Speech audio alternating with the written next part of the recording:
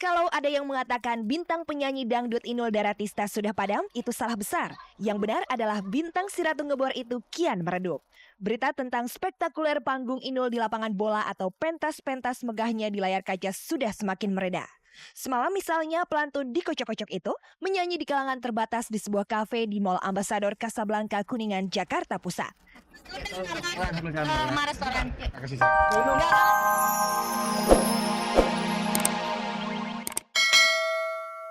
Terus bilang bahwa ini cuma hobi. Ini cuma hobi, jadi terus terang aku nulis cerpen ini lebih kepada cara aku juga untuk melatih aku untuk mengungkapkan pikiran aku. Karena kadang-kadang kan kalau manusia itu mempunyai banyak pemikiran, dan kadang-kadang pemikiran itu kan harus ditumpahkan gitu.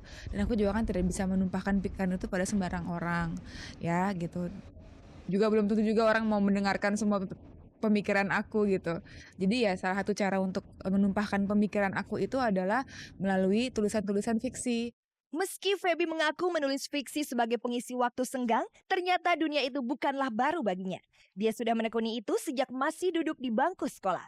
Dan menurut Feby, menulis memberikan kenikmatan tersendiri bagi dirinya. Kenikmatannya banyak ya. Aku jadi lebih tajam dalam berpikir, itu yang pertama. Terus yang kedua, aku juga sekarang jadi lebih senang mengamati sesuatu gitu, membahas segala sesuatu gitu.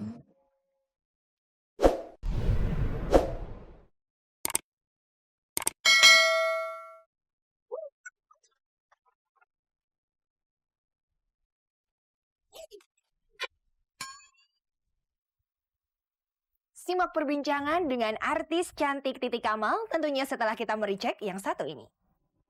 Artis cantik Titi Kamal yang bermain dalam film Ada Apa Dengan Cinta bercerita tentang karir dan hidupnya. Artis yang kini berusia 25 tahun ini juga bercerita tentang film Dunia yang digelutinya.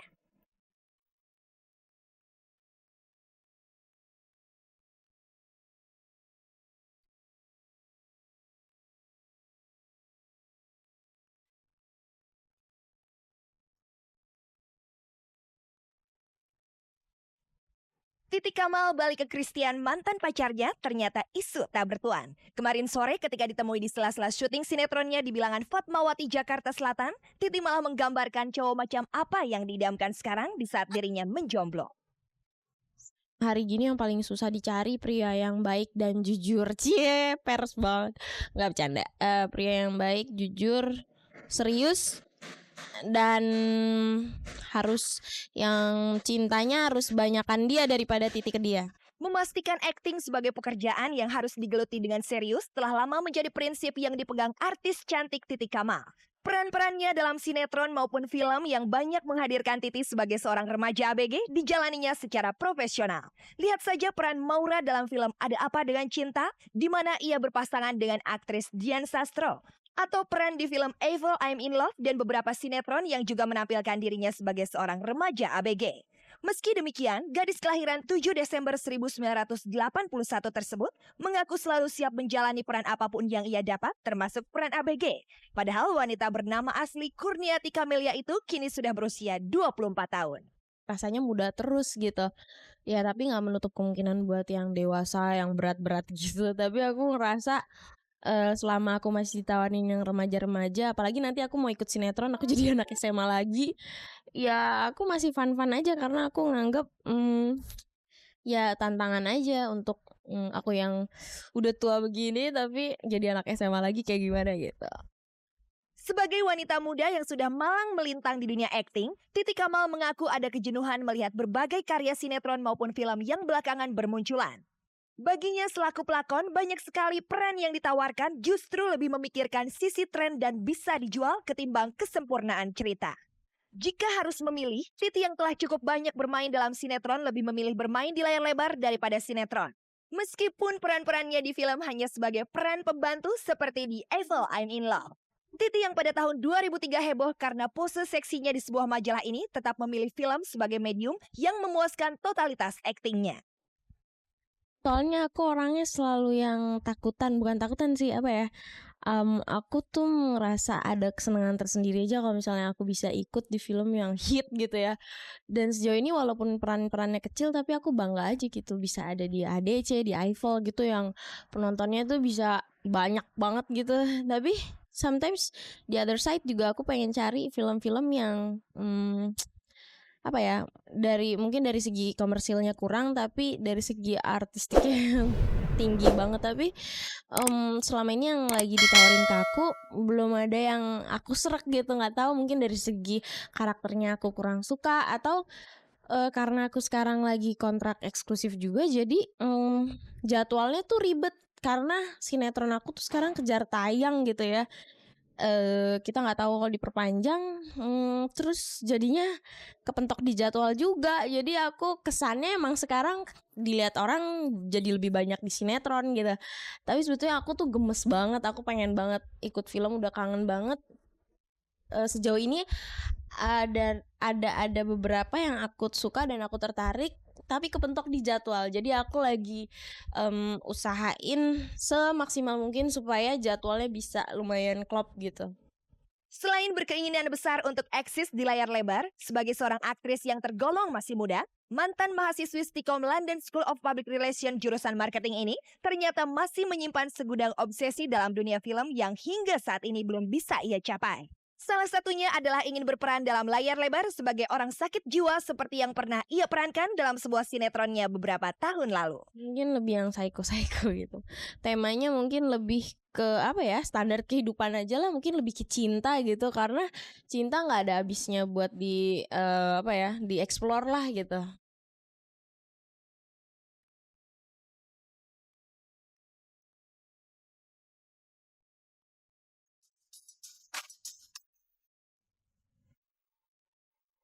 Saksikan kabar Inul Daratista yang kembali menggelar konser tentunya setelah kita mericek yang satu ini.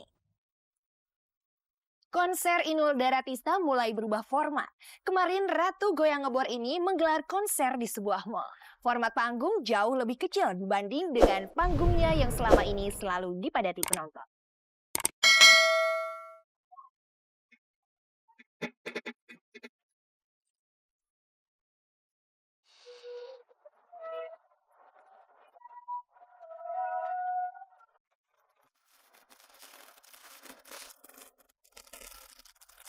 Kalau ada yang mengatakan bintang penyanyi dangdut Inul Daratista sudah padam, itu salah besar. Yang benar adalah bintang si Ratu Ngebor itu kian meredup.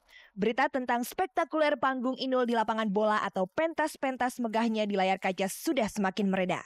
Semalam misalnya pelantun dikocok-kocok itu menyanyi di kalangan terbatas di sebuah kafe di Mall Ambassador Casablanca Kuningan, Jakarta Pusat. Sama restoran. Enggak, karena memang banyak yang kangen sama saya, jadi saya mesti harus melayani mereka. Masih tetap jalan. Besok lusa kita ada konser di Malaysia, di Genting, di KL, sama di Huanchu, Cina. Banyak acara yang saya lakukan di sana, jadi ya harapan saya mudah-mudahan semuanya lancar. Sepertinya istri Adam itu sudah menyadari sejak jauh-jauh hari ketenaran dirinya bisa saja tak bertahan lama. Makanya, wanita asal Pasuruan, Jawa Timur itu mulai membuka usaha lain. Di kampungnya misalnya, dia membuka bisnis handphone. Belum lama, di bilangan Kelapa Gading, Jakarta Timur, Inul juga membuka rumah karaoke.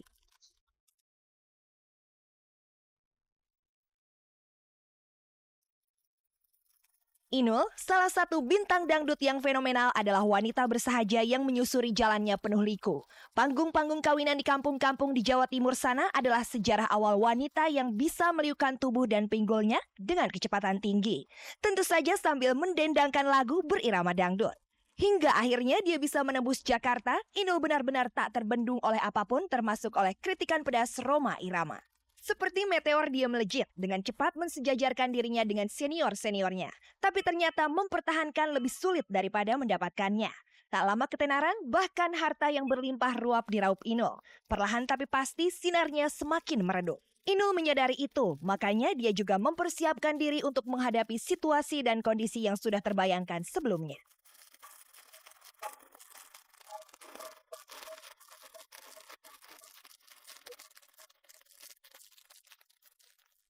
Dengan berakhirnya berita yang baru saja kami sajikan, berakhir pula perjumpaan kita untuk sore hari ini. Saya Mila Rahmawati beserta seluruh kerabat kerja Cek dan Recheck yang bertugas undur diri dulu. Terima kasih atas kebersamaan Anda.